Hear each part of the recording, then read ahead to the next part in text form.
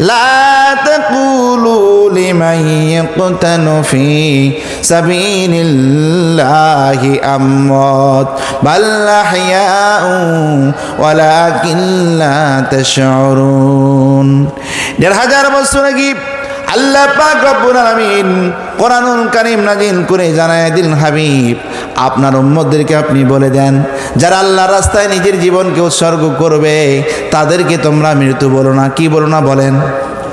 যারা আল্লাহর রাস্তায় শহীদ হয়েছে তাদেরকে মৃত্যু বলতে নিষেধ করছেন কে? যিনি কোরআন নাজিল করেছেন, যিনি তামাম পৃথিবীর ক্ষমতাবান, তামাম পৃথিবীর হাকেম, তামাম পৃথিবীর রিজিকদাতা, জান্নাত জাহান্নাম যিনি বানিয়েছেন, যিনি আপনাকে আমাকে জান্নাতে দিবেন জাহান্নামে দিবেন, সে আল্লাহ নিজেই বলছেন, খবরদার আমার রাস্তায় যারা শহীদ হবে তাদেরকে তোমরা মৃত্যু বলবে না। বাল্লাহিয়া ওয়ালাকিন লা তাশউরুন, বরং তারা জীবিত। তারা কি জীবিত, তাদের কি মৃত্যু বলো না। আমার ভাইয়েরা, এজন্য আপনি দেখতে পাবেন পৃথিবীর বিভিন্ন স্থানে বহুত পুরাতন কবরগুলো যখন পানিতে ভেঙে যায়, শত শত বছরের পুরাতন লাশগুলো কবর থেকে যখন উত্তোলন করা হয়, আপনি দেখতে পাবেন তাদের কাফনের কাপড় থেকে রক্ত বেয়ে বেয়ে পড়তেছে। ঠিক কিনা বলেন? ইরাকের মধ্যে সর্বপ্রথম সুইস খাল কাটা হয় ফয়সাল গাজী বাদশার সময়।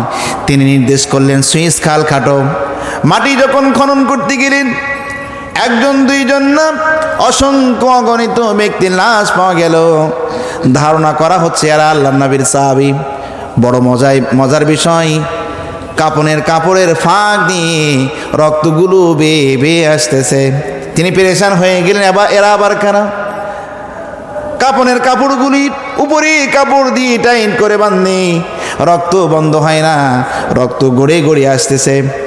যখন রাত হয়ে গেল, আমার নবীজি স্বপ্নে জানাইয়া দিলেন, রে ফয়সাল গাজী, কাদের লাশগুলো তুমি জমিনে উঠাইছো তুমি কি জানো? বলছে না। ইয়া রাসূলুল্লাহ, আমি জানি না। নবীজি ডেকে বলেন, এরা আমার সাহাবী রে ফয়সাল গাজী, বিভিন্ন যুদ্ধের ময়দানে তারা শাহাদাত বরণ করেছেন। আমি নবীজি নিজ হাতে তাদেরকে কবরের মধ্যে শুয়ে দিয়েছি। রে ফয়সাল গাজী, কিয়ামত পর্যন্ত তাদের লাশগুলো জমিনের উপরে তুমি যদি রাখো, রক্ত বের হতে হতে নবীর মতো তামাম পৃথিবী পানি যেভাবে সয়লাভ হয়ে গেছে, এভাবে তাদের রক্তগুলো সয়লাভ হয়ে যাবে। তুমি তাদের রক্তগুলো বন্ধ করতে পারবে না।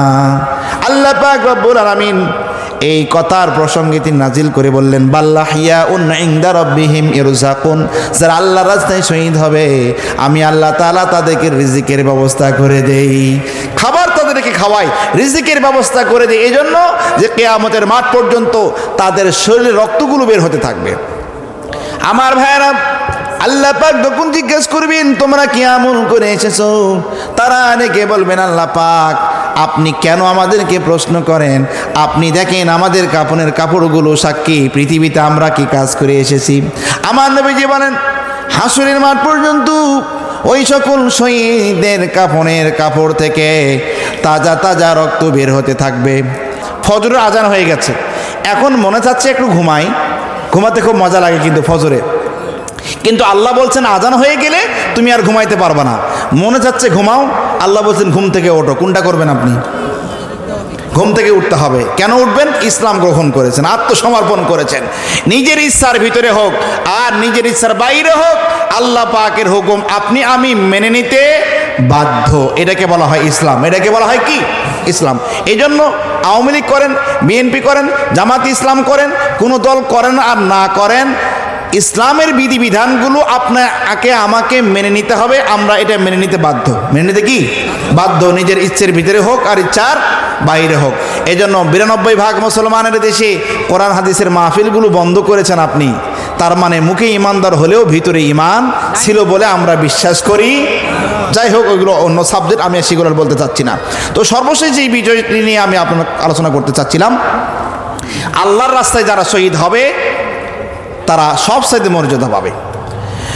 আমার ভাইয়েরা, হাদিস শরীফে এসেছে, আমার নবীজি বলেন কিয়ামতের মাঠে প্রত্যেকটা ব্যক্তিকে কাতারে কাতারে দাঁড় করানো হবে। যারা আলেম এক কাতারে দাঁড়াবেন, যারা হাজী সাহেব এক কাতারে দাঁড়াবেন, যারা শহীদ হবে আমার নবীজি বলেন কাতারে কাতারে দাঁড়ানোর পর আল্লাহ পাক ডেকে বলবেন তোমরা কারা? আমরা আলেম, পৃথিবীতে এলেম শিক্ষা অর্জন করেছি, অপরকে শিক্ষা দিয়েছি। আপনারা কারা? ডেকে বলবি আমরা হাজী সাহেব, চাপাই নবাবগঞ্জ থেকে 10 লক্ষ 12 লক্ষ টাকার মায়া করি নাই, বাইতুল্লাহ শরীফ আমরা তাওয়াফ করেছি, জিয়ারত করেছি, খুব ভালো। দাঁড়াও, তোমরা কারা? শহীদদেরকে বলা হবে। আমার নবীজি বলেন শহীদদেরকে যখন প্রশ্ন করা হবে সঙ্গে সঙ্গে শহীদরা উত্তর করবেন আল্লাহ পাক আমাদের কি কেন আপনি প্রশ্ন করেন? আমাদের জামা কাপড়গুলো সাক্ষী পৃথিবীতে আমরা কি কাজ করে এসেছি। কেননা নবীজি বলেন কিয়ামতের মাটি শহীদদের যেই জায়গাগুলোতে পৃথিবীতে রক্ত ঝরিয়েছিল, কিয়ামতের মাটি আল্লাহর আদালতে যখন উঠে দাঁড়িয়ে যাবে তখন তাদের শরীর থেকে তখনও রক্ত বের হতে থাকবে। আল্লাহ নিজেই বলেছেন